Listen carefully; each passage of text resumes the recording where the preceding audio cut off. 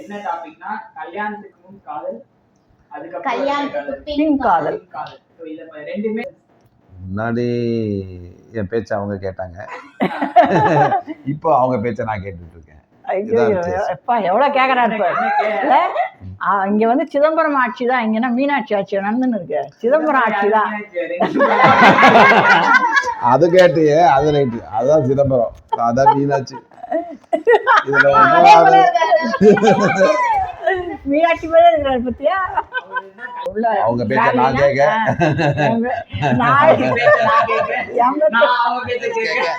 இப்படியே போயிட்டு இருக்கு.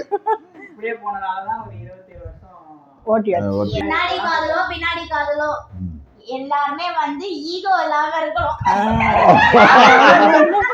இந்த பொங்கல் நகைச்சுவையா எடுத்துக்கலாம். அது ஹலோ மக்களே, வெல்கம் பேக். ஸோ மணி பார்த்தீங்கன்னா காலைல ஒரு 5 மணி ஆகுது. ஸோ இவ்வளோ சீக்கிரம் எழுந்திரிக்கோனாலே இது வந்து இட்ஸ் ஆப்வியஸ்லி இந்த போகி டே. ஸோ இன்றைக்கி வந்து இந்த பொல்யூஷன்லாம் கொஞ்சம் ஏதோ கம்மியாக இருக்குன்ற நினைப்பில் நம்ம அந்த சில இதெல்லாம் கொளுத்தி போட்டு அதை இன்க்ரீஸ் பண்ணல, அந்த மாதிரி ஒரு டே. இங்கே பார்த்தீங்கன்னா பிரியா பார்த்தீங்கன்னா காலையில் 5 மணிக்கு ஏதோ எக்ஸாமுக்கு படிக்கிற மாதிரி ஏதோ பண்ணிட்டுருக்க. என்ன பண்ணிட்டுருக்க பிரியா? கோலம் ப்ராக்டிஸ் பண்ணுறேன். இந்த மாதிரி மேக்ஸ் ப்ராக்டிஸ் பண்ணியிருந்தா 10th ஒழுங்காக நல்ல மார்க் எடுத்து வேலைக்கு ஒழுங்காக போயிருந்துருக்கலாம். ஸோ அதையுமே நாங்கள் யூடியூப் பார்த்து தான் கற்றுப்போம்.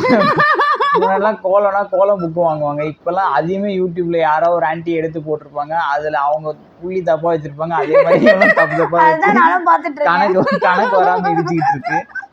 ஸோ இன்னைக்கு வந்து பார்த்தோன்னா அந்த பழையன கழிதலும் புகுதலுமா. இப்போ என்ன பண்ணுவோம், பழசெல்லாம் வந்து ஒழிச்சு கட்டிடுவோம். பழசு எங்க அம்மா தான். எங்க அப்பாவும் ஒரு அழகான ஒய்ஃப் வேணும்னு கேட்டுனே இருக்காரு. இதுக்கு மேலேயுமா அவரோட இளமையிலேயே அவருக்கு அழகா கிடைக்கல, இப்போக்கே கிடைக்கும் போது.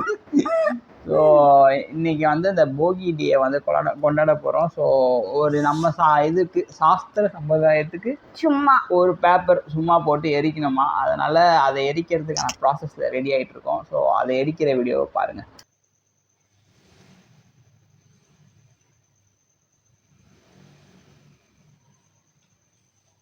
அவ்வளோதான், அந்த நம்ம கடமையை முடிச்சாச்சு. ஸோ அந்த ஒரு பேப்பரை எரிச்சாச்சு. எரிச்சிட்டு வந்து பார்த்தாலும் பிரியாக்கு இன்னும் கணக்கு வரல. என்னது பிரியா வரைஞ்சிட்டு இருக்க? பார்த்தோன்னா வச்சிட்டு இருக்கேன். ஆல்ரெடி ஒரு கோலம் போட்டாச்சு, ரொம்ப அலங்கோலமா இருக்கே. அது இங்க அலங்கோலமா தான் இருக்கும், அங்கேயும் அப்படிதான் இருக்கும். நம்ம வந்து இதோட ப்ராக்டிஸ் செஷன் தான் இப்போ பார்த்துட்டு இருக்கோம். அடுத்து வந்து மெயின் ஸ்டேஜில் போயிட்டு ரிஹர்சல் பண்ணுவாங்க. எப்படா கோலம் போடுவீங்கன்னா அடுத்த போகிக்கு தான் போடுவோம். நேர்கோட்டில் புள்ளி வைக்க தெரியுதா? இப்போ கோணல் மாதிரிலாம் வச்சுன்னு இருக்க. ஸ்கேல் வச்சுன்னு வரணுமா? அதான் ஸ்கூல்லேயே ஸ்கேல் வச்சு அடிச்சுன்னு திருத்தலையே, நீ என்ன பண்ணுறது?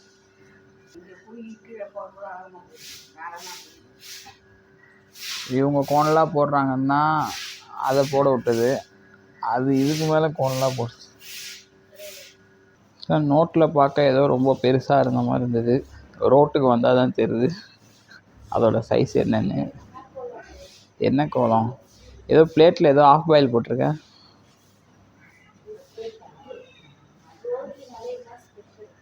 ஓ, அந்த மோளம் அடிக்கிறதா?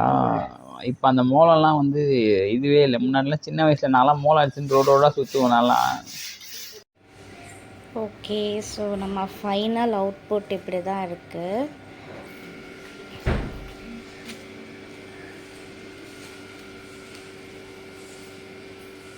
போகியை சிறப்பாக கொண்டாடிட்டு இன்னைக்கு பொங்கலுக்கு வந்திருக்கோம். ஸோ பொங்கலில் வந்து பார்த்தோன்னா பிரியா இங்கே வந்து என்ன செஞ்சிட்ருக்கு? வடை செஞ்சிட்ருக்கு. அடுத்து எங்கள் அம்மா அந்த சக்கரை பொங்கல் ஒன்று செஞ்சு வச்சுருக்காங்க. ஸோ அடுத்து அவங்களுக்கு வந்து கேக் ஒன்று செய்யணும் நாளைக்கு மாட்டு பொங்கலுக்கு. இந்த ஜோக்க சொல்லனா பொங்கலே வந்து கொண்டாடலாம். ஆமா, இது ஜோக்கு பார்த்தீங்கன்னா ஹாப்பி பர்த்டே. அது ஆல்ரெடி பிரியாக்கு ஸ்டேட்டஸ்லாம் ரெடி பண்ணிட்டேன், வீடியோ வச்சு ஒரு 2 கொம்பெல்லாம் வச்சு ரெடி ஆயிடுச்சு. அடுத்து வந்து சாமி தான் கும்பிடணும். கும்பிட்டு பொங்கலை வந்து சிறப்பாக முடிக்கணும்.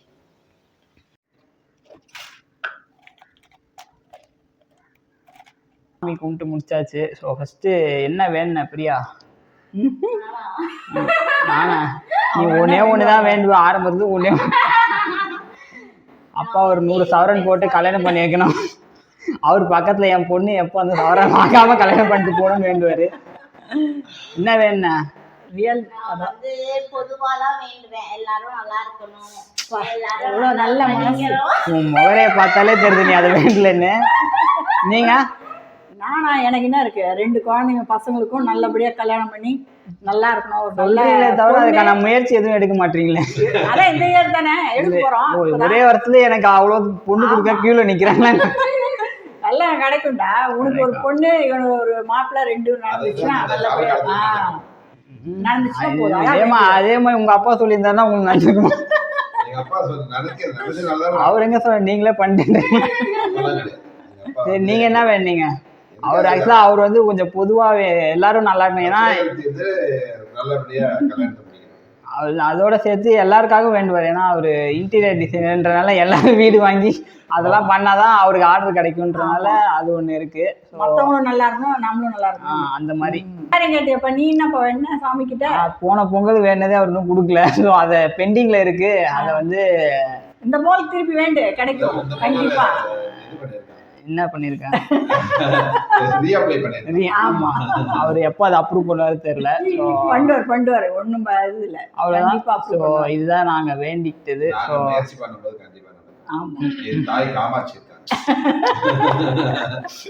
அவங்களே வந்து அடிப்பாங்க. நான் பையனா. சரி, ஓகே, இதை சாப்பிட வேண்டியதுதான் அடுத்து. ஸோ ஓகே, ஸோ சாப்பிட உட்காந்தாச்சு. ஸோ ஃபர்ஸ்ட் வந்து வீட்டோட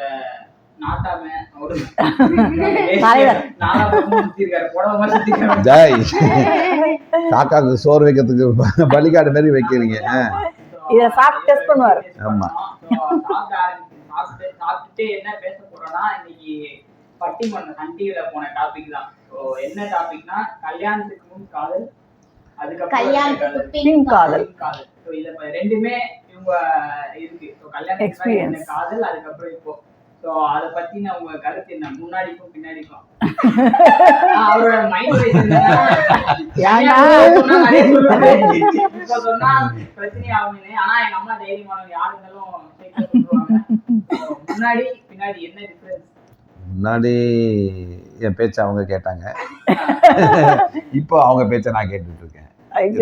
எப்பா எவ்வளவு கேக்குறாரு இங்க வந்து சிதம்பரம் ஆட்சி தான். இங்கன்னா மீனாட்சி ஆட்சி நடந்துன்னு இருக்கு. சிதம்பரம் ஆட்சி தான். அது கேட்டியே, அது ரைட்டு. அதான் சிதம்பரம், அதான் மீனாட்சி. மீனாட்சி போய் இருக்கிறாரு பத்தியா? ஏன் நான் எல்லாம் கேட்டுருந்தாங்க. இதுக்கு மேல இன்னும் நான் கேக்குறாங்க, அதெல்லாம் கேக்குறாங்க. அதை வந்து திருப்பி பதில் சொல்றது சொல்லுவியா? சரி, பரவாயில்ல, ஏதோ ஒண்ணு. ஆனா பரவாயில்ல, இவ்வளவு வருஷம் நாங்க அப்படிதானே இருந்துட்டோம். எதுவா இருந்தாலும் அதுக்குன்னு வராம இருக்கணும். உள்ள அவங்க பேச்ச நான் கேட்க,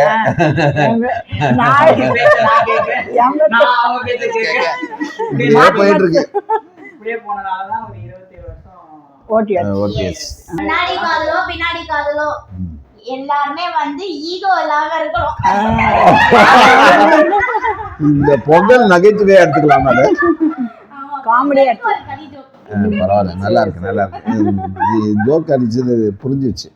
பாக்குறவங்களுக்கு கண்டிப்பா புரியும் நினைக்கிறேன். அவங்க பாக்க வேணாம்னு நான் நினைக்கிறேன்.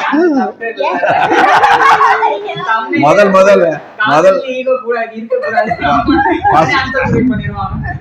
சரி, எல்லாம் ஓகே. உங்களை கேட்டா அவ என்ன நினைச்சிட்டு இருக்கா அப்படிங்கறதையும் தெரிஞ்சுக்கணும்ல.